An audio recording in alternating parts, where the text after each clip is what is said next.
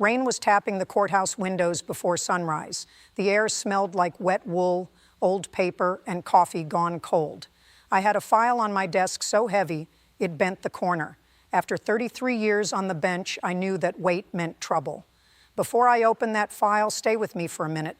Some mornings, a courtroom feels less like a room and more like a wound.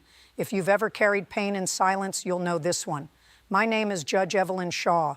I've spent most of my life listening to people at their worst hour, not because they wanted to be there, because life had backed them into a wall. That morning was dark enough to feel like evening. The clouds sat low over the city like wet ash. People came in shaking rain from their coats. Even the old floorboards seemed tired under their feet. The clerks whispered before the doors opened. The bailiff set the water pitcher down softer than usual. A local reporter took a seat in the second row. When reporters show up early, you learn to expect smoke. I turned the first page and saw the total, $214,370. The city also wanted 30 days in jail. That much punishment can swallow a life whole. The woman named in the file was 24 years old, Ava Langley. Her father ran Langley Transit Security, a company rich enough to buy half a block. The papers had called her a spoiled princess for weeks. But paper has never looked a person in the eye. Paper has never noticed a shaking hand. Paper has never heard the silence between two breaths. That's my job, and I take it seriously. I read the city's summary twice: unpaid tolls, dangerous lane camera hits, false plates, missed notices, and a sharp mouth at arrest. A tidy pile of numbers. Too tidy, if you ask me. By 8:15, the room was full. Rainwater shined on the stone steps outside the window. Somebody in the back coughed into a scarf. Then the side door opened, and Ava Langley walked in. She was tall, but the kind of tall that looked folded inward. Her cream coat had once cost money, maybe a lot. Now the hem was dark with rain and worn thin. One sleeve button hung by a single thread. Her blouse was silk, but it had been ironed days ago. The collar sat crooked, like she'd dressed in the dark. Her black trousers were clean, yet shiny at the knees. One heel was scuffed down on the outside edge. She carried no purse, only a clear plastic folder pressed flat against her ribs. Her fingers were long and red at the knuckles. The pale pink polish on her nails was chipped to half moons. A gold ring sat on her right hand. Old family money has a look, and that ring had it. But she kept turning it inward with her thumb. People do that when something on them feels too heavy. Her hair was pinned up fast and badly. Loose strands clung to her cheek from the rain. There was mascara under one eye, not fresh, not neat. It looked slept in.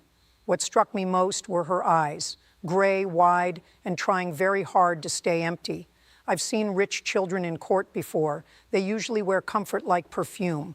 Ava wore strain, not fear alone, not pride alone, strain that had lived in her body for a long time. The city's lawyer stood when I took the bench. Daniel Mercer, clean shave, silver tie, polished shoes, straight back. He looked like a man who trusted a spreadsheet more than a pulse. Mr. Mercer spoke in a calm, clipped voice.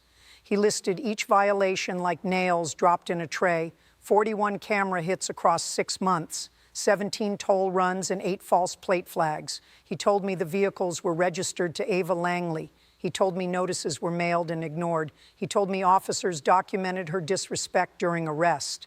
Then he sat down like the math had finished the story. I looked at her and asked for her full name. She answered without lifting her chin. Her voice was low and rough, like she'd been sick. Ava Marie Langley, Your Honor.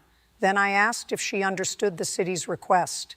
She let out one short laugh. It wasn't joy. It was the sound people make when they're standing on a ledge. She looked past me at the seal on the wall. Then she said, "So this is it? Everybody gets their little show?" She swallowed once and added, "What is this, Judge Judy?" The room pulled tight.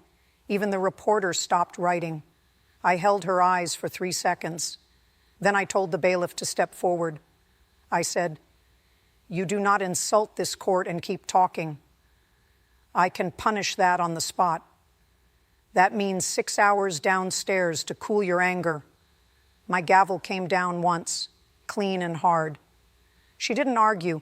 That told me more than shouting would have. She only closed her eyes for a beat. Then she turned and walked with the bailiff. When she returned after recess, the rain had stopped. Light came through the high windows in a weak gray sheet. Her hair was still pinned badly, but the fight in her jaw had gone quiet. I've always believed respect matters. Without it, a courtroom turns into noise, but pain can dress itself up as rudeness. I've learned not to stop at the first ugly thing. So I started again. I told Mr. Mercer I had heard his numbers. Now I wanted the person. I asked Ava why 6 different cars were carrying her name. She blinked twice before answering. Then her eyes dropped to that turned ring. My father put them there, she said. He said it was cleaner that way. I asked what cleaner meant.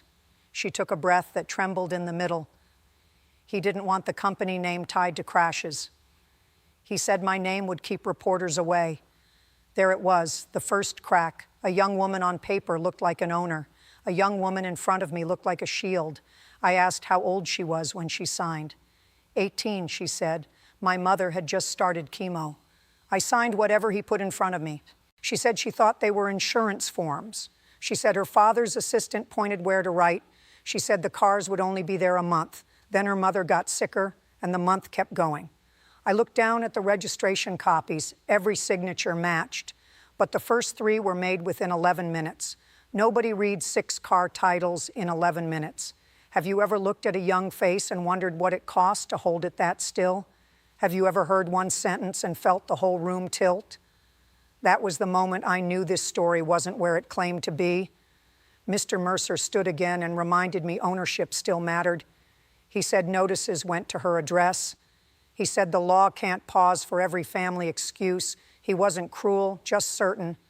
I asked Ava if she lived at that address. She shook her head. Not for almost a year.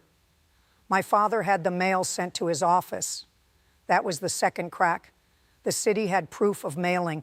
But proof of mailing is not proof of seeing. A locked drawer can swallow a life as fast as a fire. I asked where she had been living. Her fingers tightened around the plastic folder. In a room over a laundromat on Mercer Street. I work nights at an animal clinic. The reporter's pen slowed. Mr. Mercer looked down at his notes. Ava kept speaking, not fast, not dramatic, just tired enough to sound true. When I told my father I wanted the cars out of my name, he laughed. He said I liked spending his money. I hadn't touched his money in 9 months. He shut off my cards the day before my birthday. I noticed a pale burn mark on her wrist, thin and straight, not from a cigarette, from hot metal, maybe a kennel latch or oven rack. I asked about it. She looked at the mark like she'd forgotten it was there. Dog cage at work, she said. I pulled a pit bull out during a fire alarm. Some people lie with too many details. Ava lied with none. Every answer felt scraped clean. That kind of speech usually comes from living in survival for too long. Then I turned to the worst charge. A camera hit near Riverside Bridge. That one had caused a minor wreck. That one carried most of the city's fury. The timestamp was just after 1 in the morning. I asked her where she was then. For the first time, her face broke. Not into tears, into memory. A real one. She pressed her lips together so hard they lost color. Then she opened the plastic folder with both hands. Inside was a hospital wristband, a parking ticket stub from the children's ward garage, a printed photo of a boy on a narrow bed, and a timestamp across the bottom corner. My brother Leo, she said. He was 9 then. He stopped breathing in our apartment bathroom. I was with him all night. The room went still in a different way, not tense, hurt. Even the air seemed to stop moving. She said she'd left work at 12:23. She said the neighbor downstairs drove them to St. Martha's. She said Leo was blue around the mouth by the time they arrived. She said she thought he was dying. Then came the third revelation, the one that broke the room clean open. She looked at me and said, the car at Riverside was my father's driver. He texted me at 1:17. He said, keep quiet and let the file hit you. He said Leo's care depends on family peace. Her voice nearly vanished on that last word. I asked if she still had the text. She nodded. Then she passed the phone to the bailiff, not with anger, with the flatness of somebody surrendering a brick they've carried too long. Mr. Mercer asked to review it. I allowed it. The message sat there in hard black letters, short enough to fit on one screen. No greeting, no concern for the child, only a command, and beneath it, a second text from the same number. Do not make me choose where the money goes. I have children. I know what a threat sounds like when it wears a father's name. So did everyone else in that room. I leaned back and let the silence breathe. Then I turned to Mr. Mercer.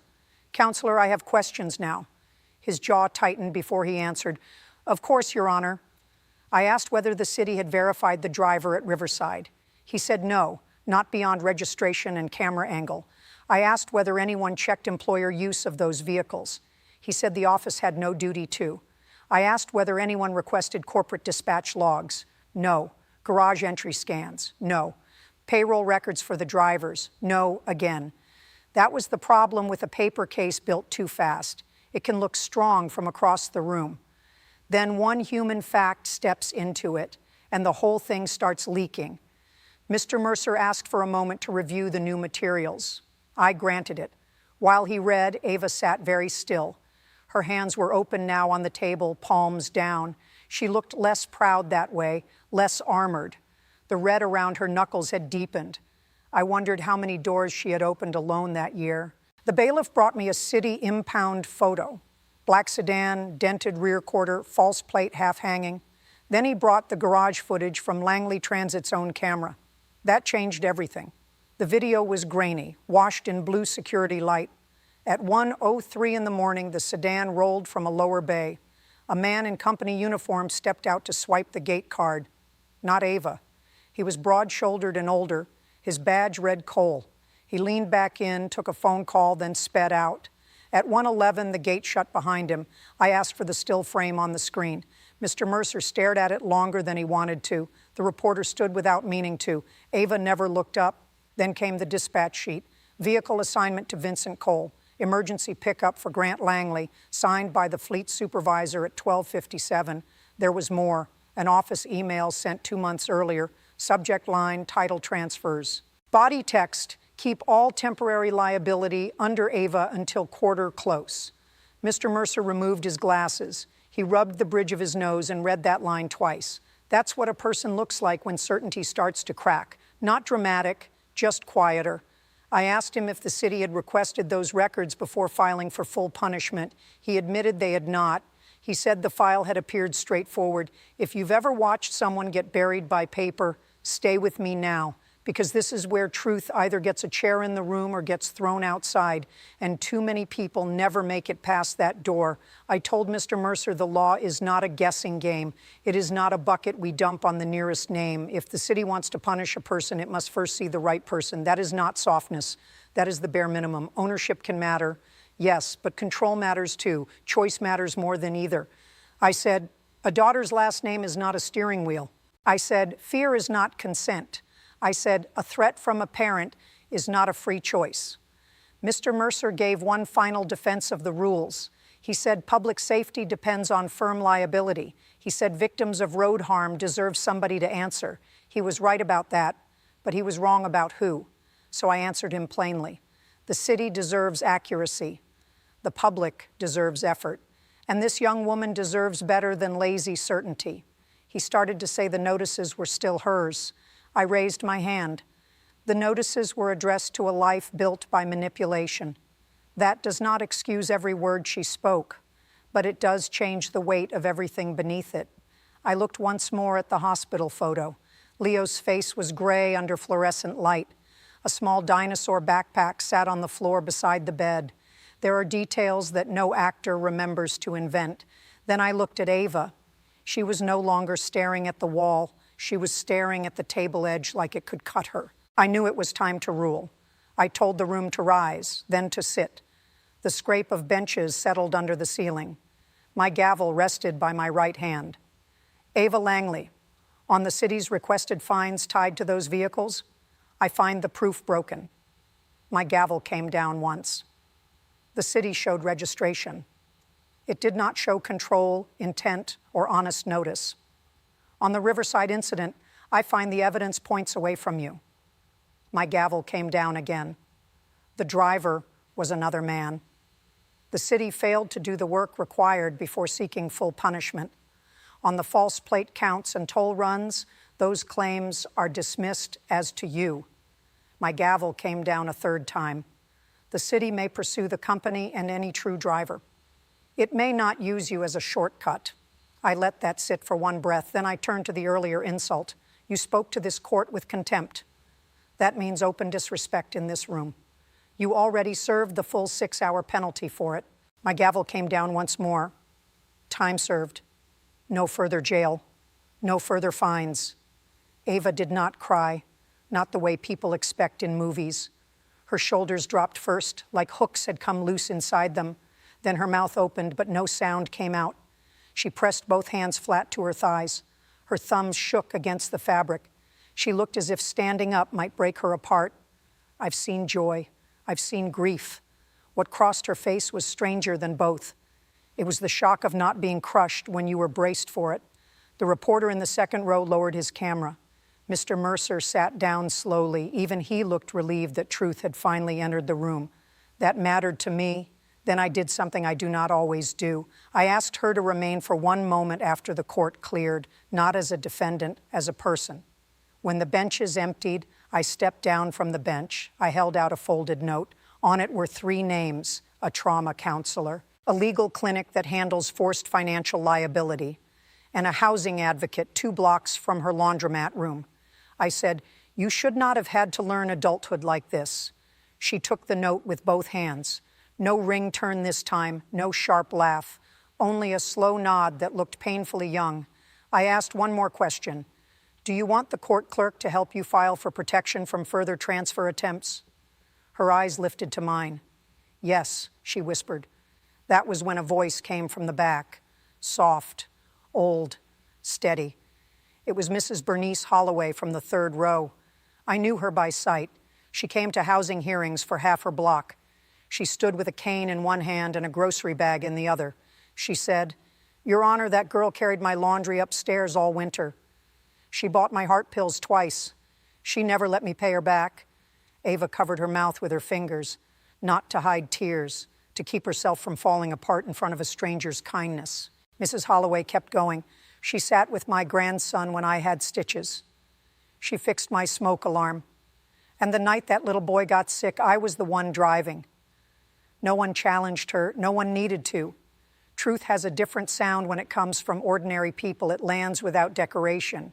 If this is touching something quiet in you, keep that feeling close a little longer. We spend too much time training ourselves not to feel, and that is how good people become careless. 2 weeks later, the story escaped the courtroom. First came the ugly version. Rich girl mocks judge, gets punished on the spot. That headline ran before lunch. By evening, the fuller story came out.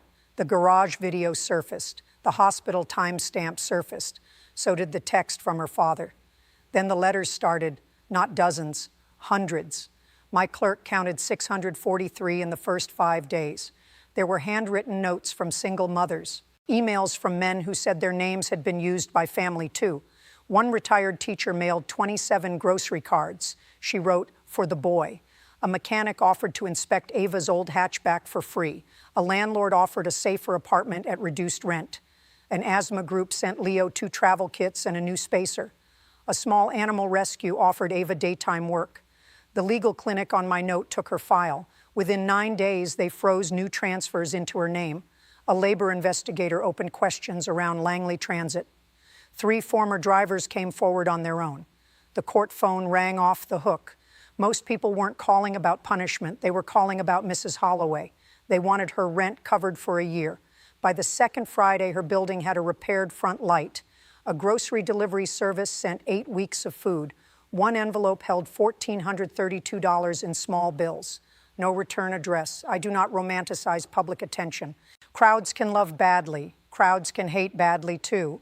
But sometimes a crowd remembers it has a conscience. 6 months passed. Winter thinned. Then spring put a soft shine on the courthouse trees. On a clear Monday, I saw Ava Langley again. I almost didn't know her. The old cream coat was gone. In its place was a navy jacket that fit her shoulders right. Her shoes were flat, polished, and built for walking. Her hair was pulled back neatly this time. Not hurried, not falling apart, just simple and clean. The dark half-moons under her eyes were lighter. Her hands still looked hard-working, but the skin around her nails had healed, and the ring was gone from her finger. Later, I noticed it on a chain around her neck, not hidden, not displayed. just moved to a place where it could stop controlling her hand. Her posture had changed most of all. 6 months earlier, she had stood like a person waiting for impact. Now she stood like someone carrying weight by choice. That is a different kind of strength. She was not alone. Leo stood beside her in a school sweater too big at the wrists. He held a paper bag with both hands. The top was folded with great care. He looked up at me with bright, serious eyes. Children who have seen hospitals often look older than they are. But he was smiling. And children do not fake that well. Ava told me they were there for no hearing. Just thanks. She now worked full-time at the rescue clinic, day shift. She had also finished the training course for veterinary assistants. She said the first paycheck she earned in daylight made her cry in the bus seat. Then she laughed at herself, a real laugh this time.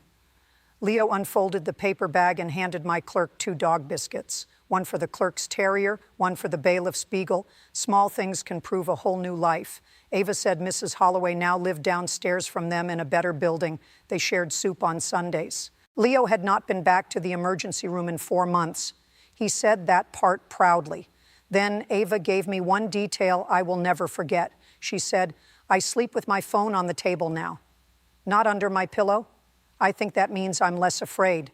You can learn more from one honest sentence than from a stack of polished speeches. That was one of those sentences. It told me the measure of her recovery, not perfect, just real. Before leaving, she touched the chain at her neck and said she kept the ring for Leo. "So he'll know where he came from?" I asked. She shook her head and smiled.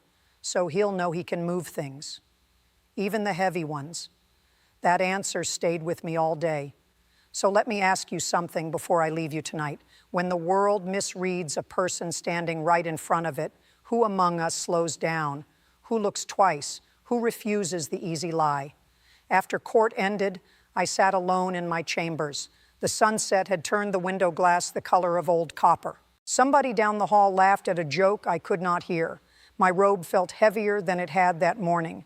People think this job is about power. It isn't.